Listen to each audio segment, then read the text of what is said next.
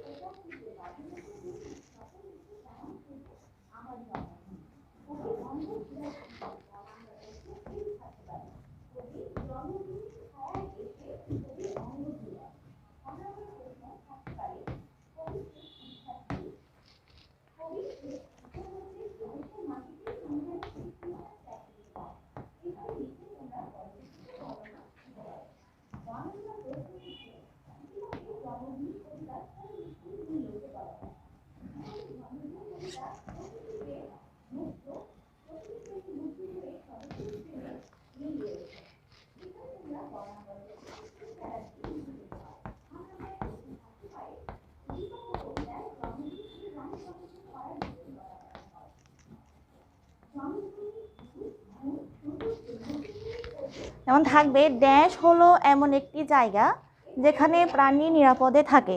এখন আমরা পরীক্ষার খাতায় পুরো বাক্যটা উঠাবো এবং যেখানে খালিঘর আছে এখানে নিচে টান দিয়ে উপরে উত্তরটা লিখবো। যেমন এখানে খালিঘর হবে আশ্রয়স্থল।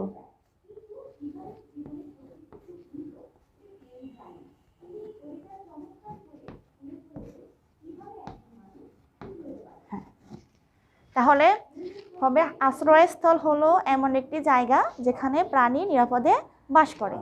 2 নাম্বার।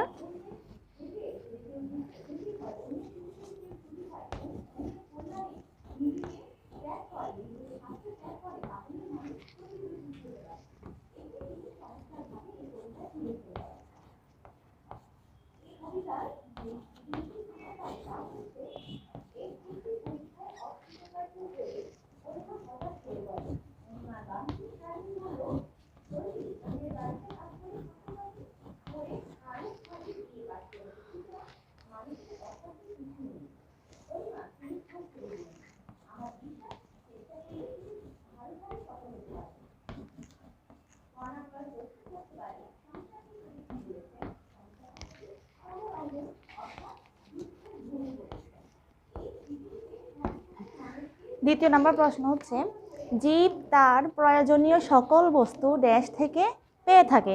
তাহলে খালি ঘরে কি লিখবো আমরা উত্তরটা? হ্যাঁ, পরিবেশ থেকে। ঠিক আছে, তাহলে আমরা লিখবো জীব তার প্রয়োজনীয় সকল বস্তু পরিবেশ থেকে পেয়ে থাকে। এখানে আমরা নিচে টান দিয়ে উপরে উত্তরটা লিখবো।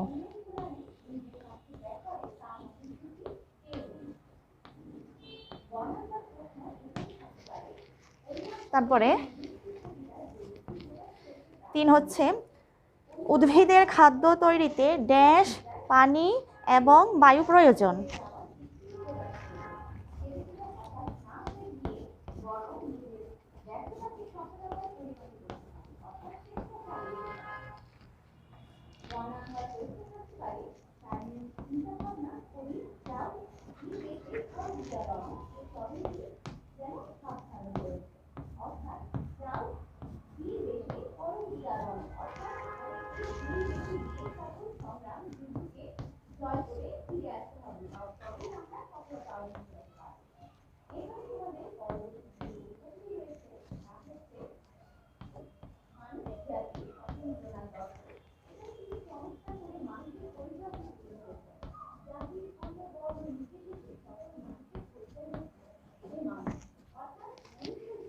হ্যাঁ, তাহলে এটা হচ্ছে উদ্ভিদের খাদ্য তৈরিতে ড্যাশ পানি এবং বায়ু প্রয়োজন। তাহলে খালি ঘরটা কি হয় বলতো তো কি?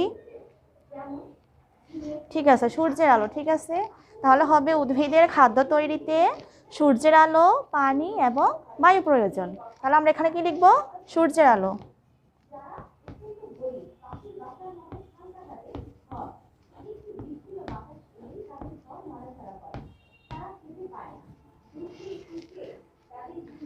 চার, মানুষ ড্যাশ আহরণ করতে পরিবেশ পরিবর্তন করছে।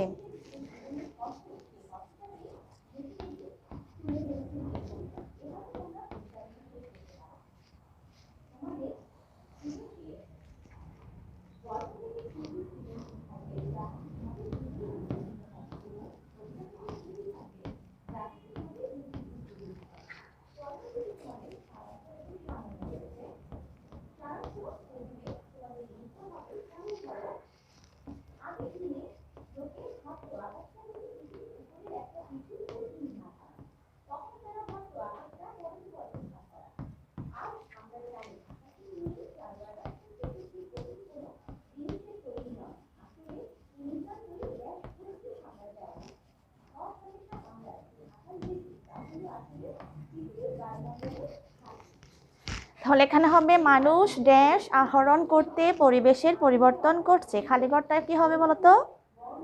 ঠিক আছে, প্রাকৃতিক সম্পদ। তাহলে এখানে হবে মানুষ প্রাকৃতিক সম্পদ আহরণ করতে পরিবেশের পরিবর্তন করছে।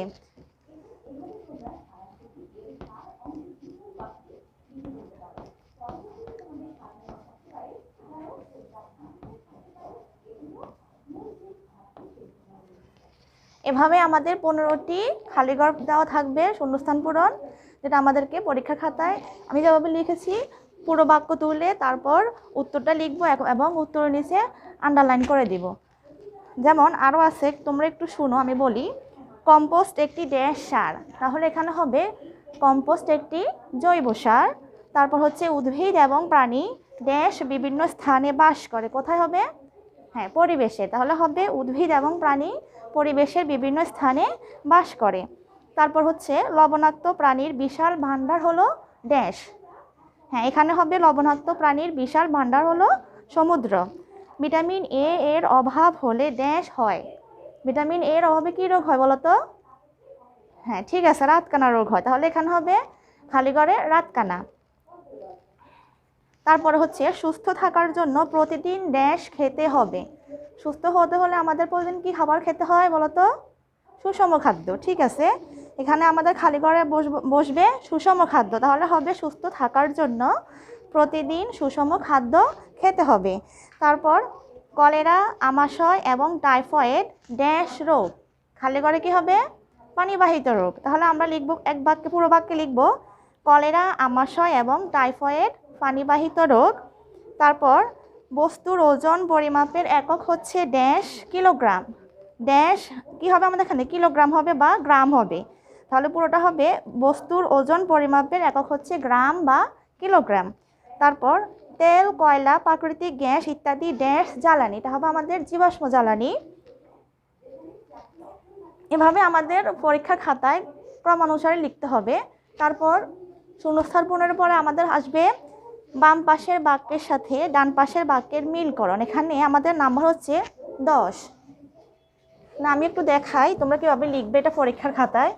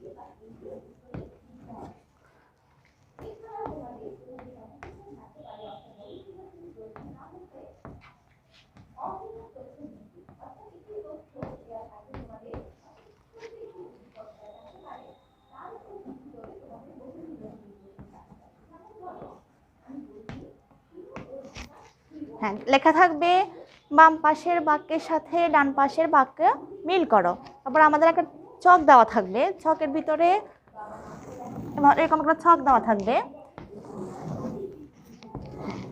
এ পাশটা হচ্ছে বাম পাশ,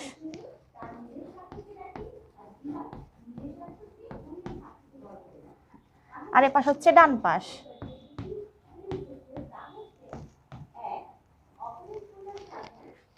যেমন এখানে 1 দিয়ে লেখা থাকবে খাবার স্যালাইন,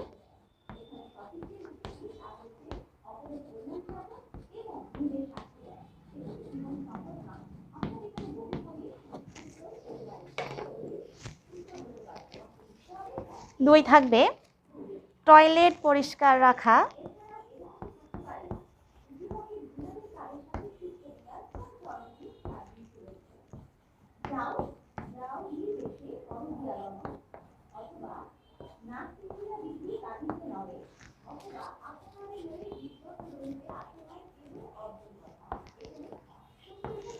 তিন থাকবে ক্লান্তি দূর করা,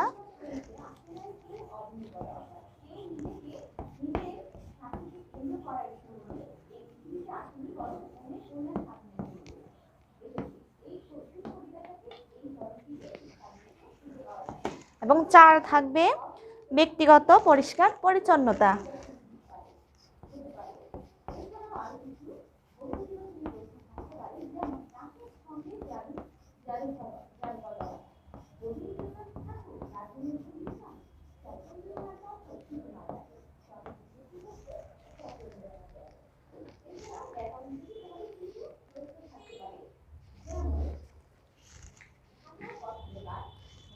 এ পাশে থাকবে ক দিয়ে শরীর পরিষ্কার পরিচ্ছন্ন রাখা।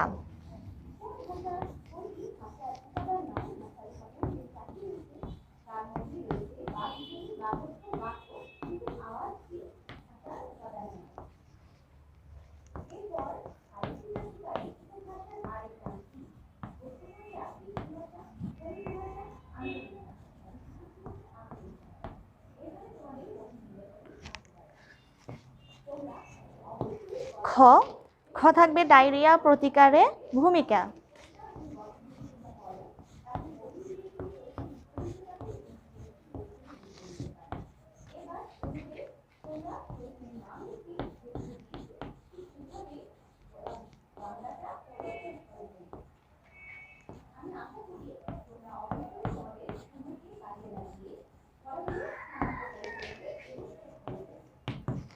গ হচ্ছে পানিবাহিত রোগ প্রতিরোধ করে।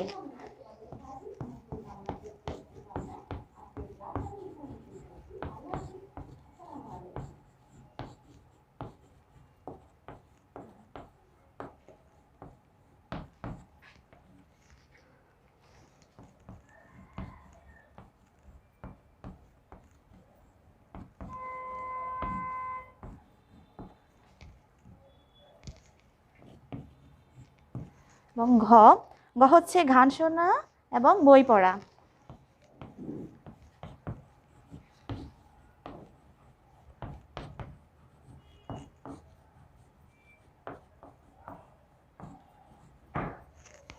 তাহলে এই হচ্ছে আমাদের চক, এভাবে আমাদের দেওয়া থাকবে। এখন এটা আমরা উত্তরপত্রে কীভাবে লিখব, তাহলে আমি লিখার নিয়মটা দেখাই, তোমরা একটু দেখো। প্রথমে আমাদের এখানে আছে 1 নম্বরে খাবার স্যালাইন, আমরা দেখব এটার সাথে ডান পাশের কোন বাক্যটা মিলে। তাহলে আমরা দেখো তোমরা কোনটা মিলে। এখানে খাবার স্যালাইনের সাথে এখানে দেওয়া আছে পরিষ্কার পরিচ্ছন্ন রাখা, শরীর পরিষ্কার পরিচ্ছন্ন রাখা, ডায়রিয়া প্রতিকারে ভূমিকা, পানিবাহিত রোগ প্রতিরোধ করে এবং গান শোনা বই পড়া। তাহলে আমাদের খাবার স্যালাইনের সাথে মিলে কোনটা? হ্যাঁ, খ নাম্বার ডায়রিয়া প্রতিকারে ভূমিকা। তাহলে আমরা প্রথমে লিখব 1 দিয়ে 1-এর সাথে যোগ দিব, কত নাম্বার আছে এটা? খ নাম্বারে। খ লিখে তারপরে এভাবে এখানে খাবার স্যালাইন লিখব।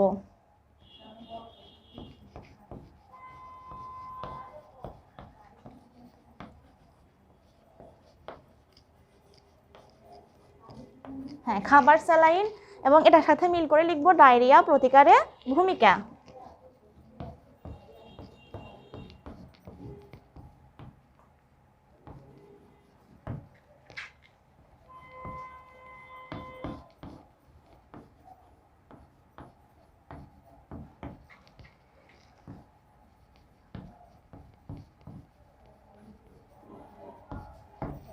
এভাবে আমরা ক্রমানুসারে 2, 3, 4 মিল করে সব লিখে ফেলবো, ঠিক আছে? তাহলে আমি একটু বলি, তোমরা শোনো। টয়লেট পরিষ্কার রাখা, এটার সাথে মিলবে গ নাম্বার পানিবাহিত রোগ প্রতিরোধ করে। তারপর ক্লান্তি দূর করা, এটার সাথে মিলবে পরের ঘ নাম্বার গান শোনা, বই পড়া। তারপর 4 নাম্বার সাথে মিলবে ব্যক্তিগত পরিচ্ছন্নতা, এটার সাথে মিলবে ক শরীর পরিষ্কার পরিচ্ছন্ন রাখা। তাহলে তোমরা এভাবে, আমি যেভাবে দেখিয়ে দিয়েছি এভাবে তোমরা পরীক্ষার খাতায় লিখে ফেলবে। আচ্ছা, সবাই একটু লিখে নাও তাহলে।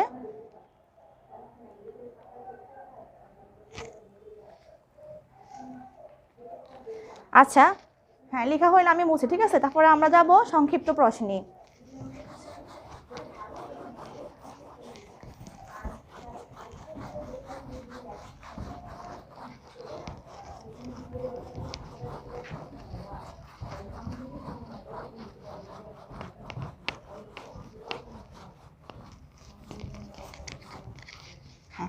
পরে আমাদের হচ্ছে সংক্ষিপ্ত প্রশ্ন, সংক্ষেপে উত্তর দাও।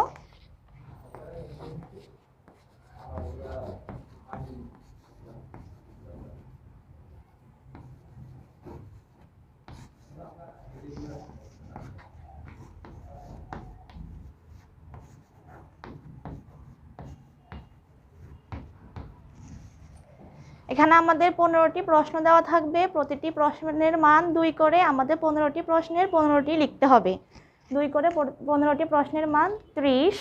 এবং আমরা অবশ্যই তোমরা চেষ্টা করবে প্রতিটি প্রশ্ন 2 লাইনে লেখার জন্য, ঠিক আছে? আমি একটা প্রশ্ন লিখতেছি, তোমরাও আমার সাথে লিখো। ক ক হচ্ছে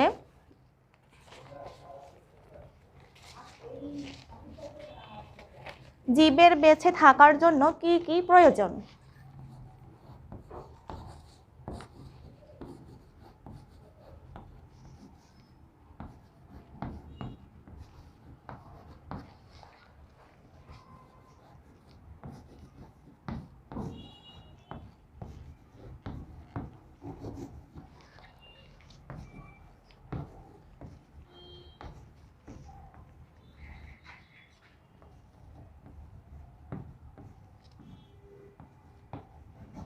জি, প্রশ্নটা হচ্ছে জীবের বেঁচে থাকার জন্য কি কি প্রয়োজন। আমরা এটা আগেই পড়ে আসছি, তারপর আমি উত্তরটা আবার লিখে দিচ্ছি, তোমরা লিখে নাও।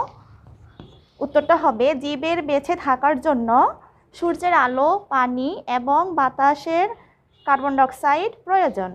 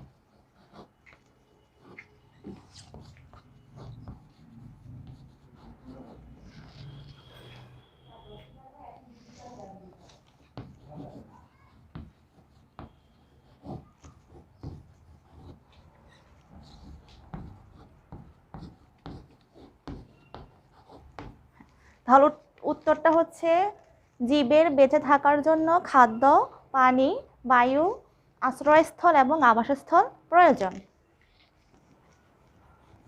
তারপরে প্রশ্ন হচ্ছে মাটি কি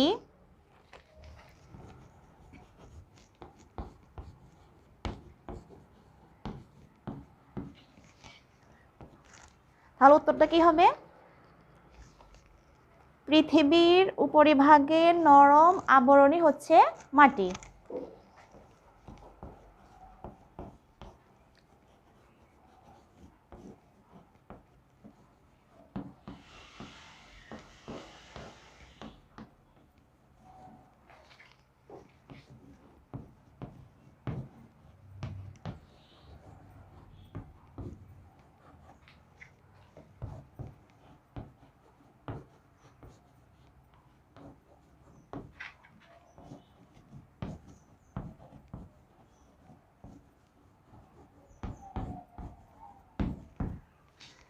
তাহলে উত্তরটা হবে পৃথিবীর উপরিভাগের নরম আবরণী হচ্ছে মাটি।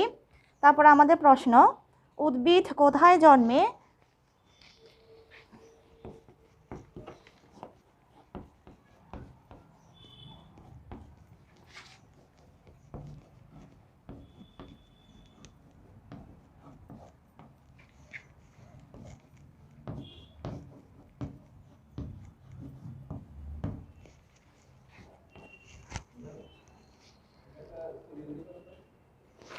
হ্যাঁ, উত্তরটা হচ্ছে উদ্ভিদ মাটিতে জন্মায়।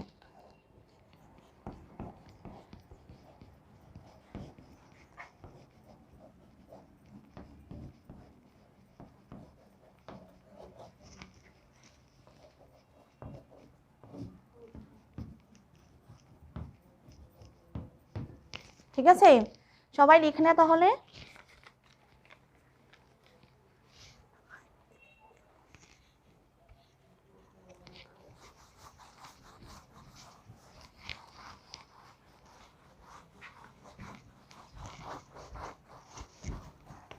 তাহলে আমি কয়েকটি প্রশ্ন দিয়ে দিই, এগুলি তোমরা ভাষায় পড়বা বসে। ঠিক আছে, যেমন কোন ভিটামিনের অভাবে রিকেটস রোগ হয়?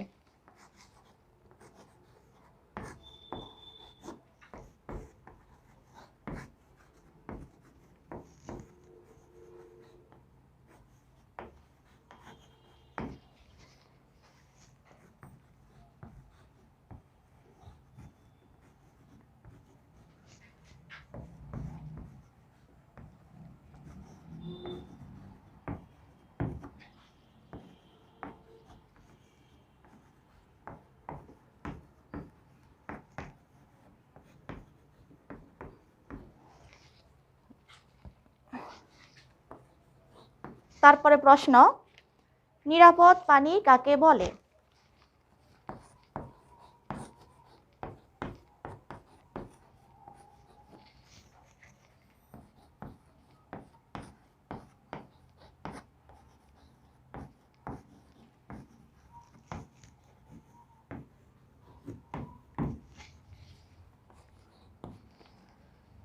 পরের প্রশ্ন, পানিবাহিত তিনটি রোগের নাম লেখো।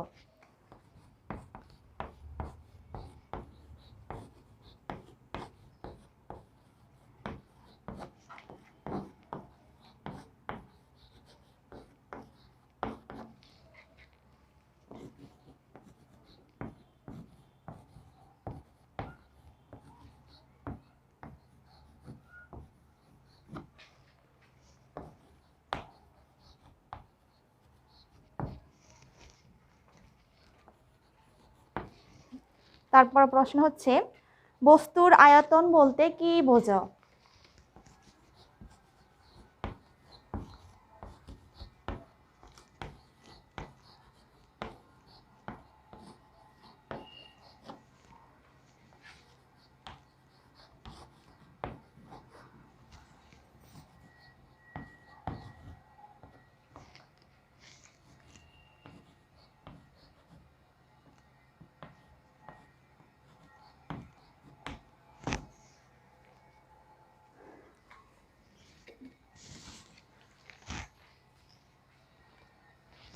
ক্লাস চলাকালীন সময় তোমাদের সবগুলো প্রশ্নই পড়ানো হয়েছিল এবং নোট করে দেওয়া হয়েছে, আশা করি সবার কাছে আছে এবং তোমরা এগুলো বাসায় পড়বে মনোযোগ দিয়ে। তাহলে আমরা পরবর্তী চলে যাই। আমাদের পরবর্তীতে আছে বড় প্রশ্ন, মানে বর্ণনামূলক প্রশ্ন।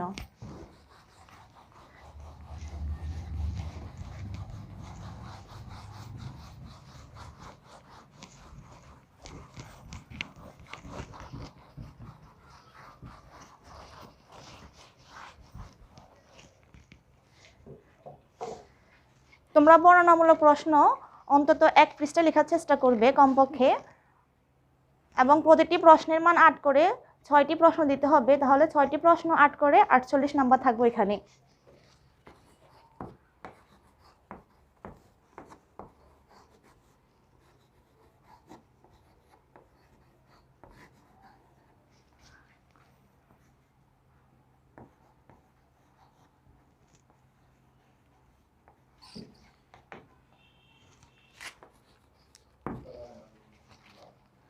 নাম্বার প্রশ্ন,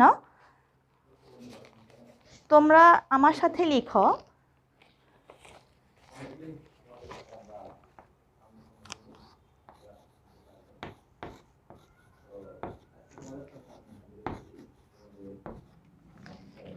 একটি ইট সবুজ ঘাসের উপর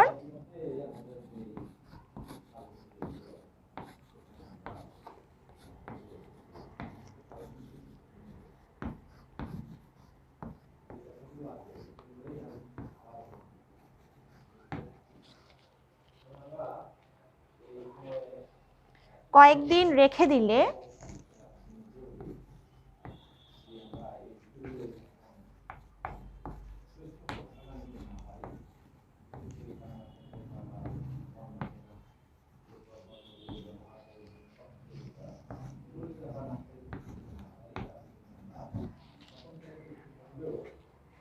চাপা পড়া ঘাসের কি ঘটবে?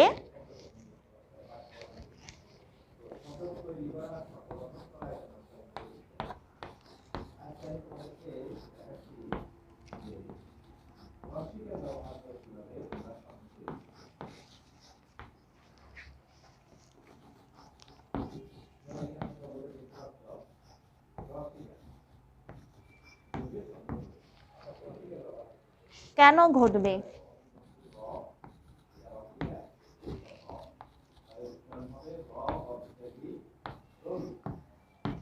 তাহলে আমাদের প্রশ্নটা হচ্ছে, একটি ইট সবুজ ঘাসের উপর কয়েকদিন রেখে দিলে চাপা পড়া ঘাসের কি ঘটবে, কেন ঘটবে? তাহলে আমি উত্তরটা লিখি, তোমরা আমার সাথে লেখা শুরু করো।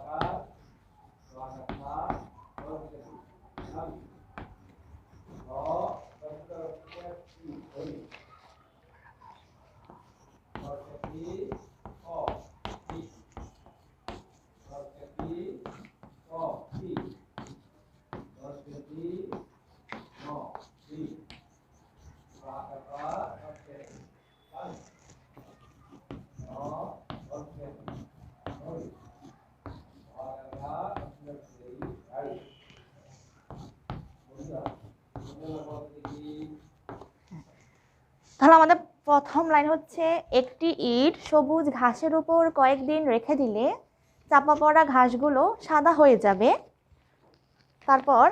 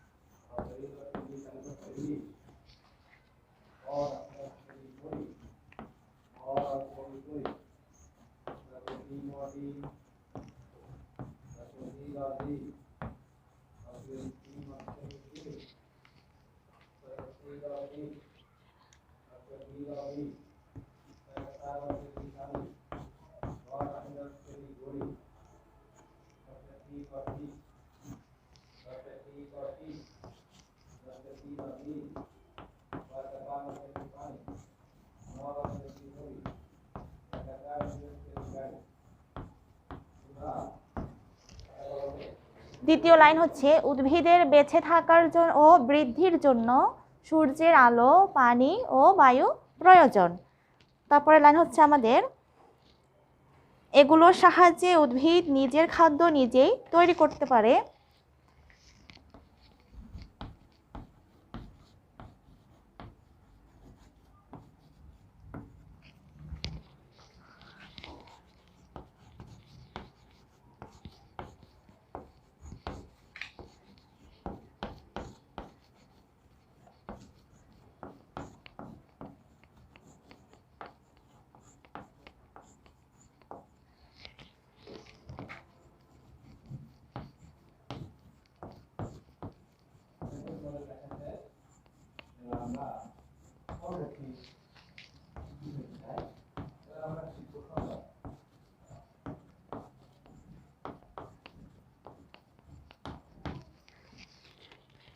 এরপর আর পাতার সবুজ বর্ণের জন্য সূর্যের আলোই মূলত দায়ী।